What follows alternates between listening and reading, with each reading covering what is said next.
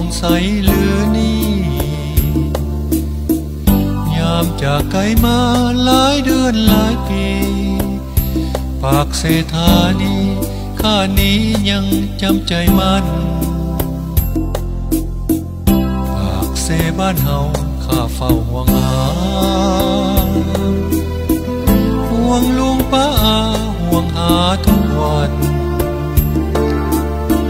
ทุกคนมีสุขหรือยังได้กัน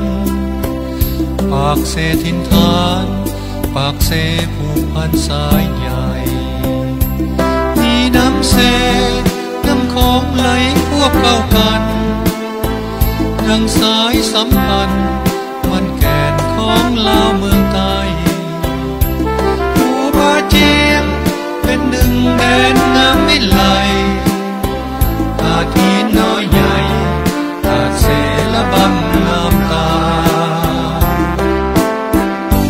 ปากเสบ้านเฮาข้าเฝ้าคิดถึงจิตยังคะนึงลำพึงโศกา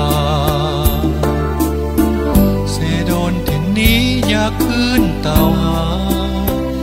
จะกลับคืนมากลับมาสร้างสาถิ่นทอง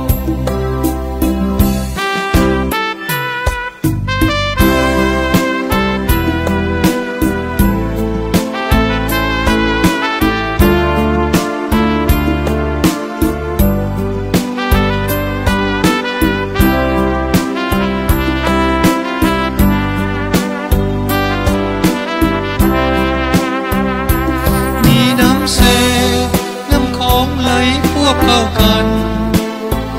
ดังสายสัมพันธ์มันแก่นของลาวเมืองใต้ภูผาเจียงเป็นหนึ่งแดนงามไม่ไหลตาทีน้อยใหญ่ตาเสละบังน้ำตาปากเสบ้านเฮาข้าเฝ้าคิดถึงจิตยังคะนึงลำพึงโศกา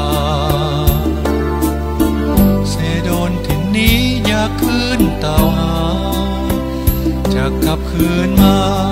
กลับมาสร้างสาถิ่นทอง